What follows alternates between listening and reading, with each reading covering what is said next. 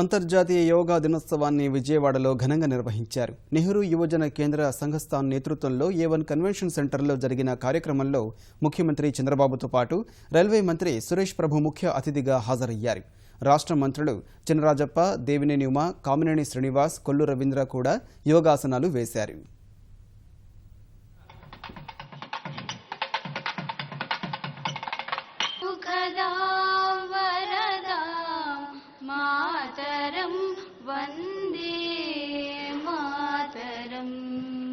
గచ్చత్వం సంవదత్వం పాసతే. ప్రయత్నం చేద్దాం. నెమ్మదిగా శ్వాస తీసుకుంటూ తలను వెనక్కి తీసుకెళ్దాం. ఇప్పుడు నెమ్మదిగా మన తలను కుడివైపుకు వంచుదాం. నెమ్మదిగా తలను ఎడమ వైపుకు వంచుదాం. నెమ్మదిగా తలను ఎడమ వైపుకు మలుపుదాం. డిగ్రీస్ యాంగిల్లో క్లాక్ వైజ్గా రౌండ్గా తిప్పుదాం. కళ్ళు మూసుకొని నెమ్మదిగా.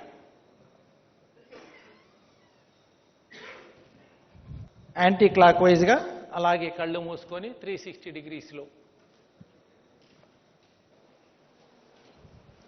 రెండు చేతులు నెమ్మదిగా చెవు దగ్గరికి తీసుకొద్దాం.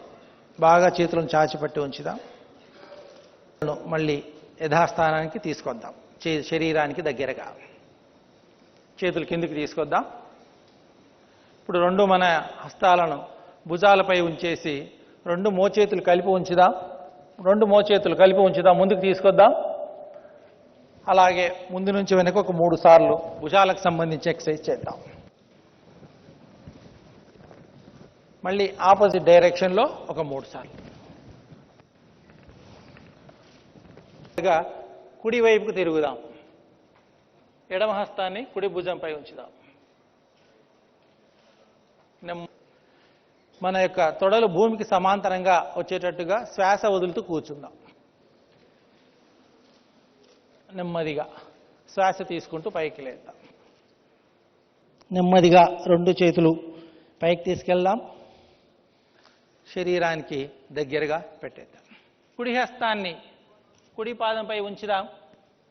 ఎడమ చేతి వైపు నుంచి ఆకాశాన్ని చూద్దాం. త్రికోణాసన్. ఎడమ హస్తాన్ని ఎడమ పాదంపై ఉంచుదాం.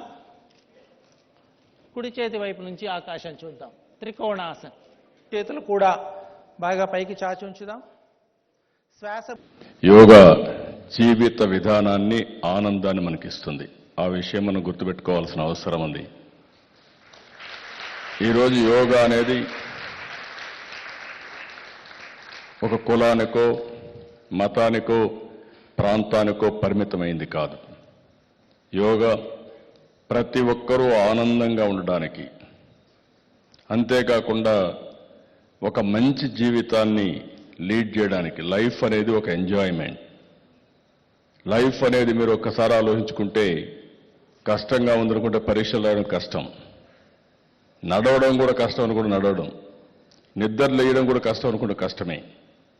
కానీ జీవితాన్ని బ్యూటిఫుల్గా ఎంజాయ్ చేయాలనుకుంటే ఏ పనిలోనైనా ఆనందం ఉంటుంది.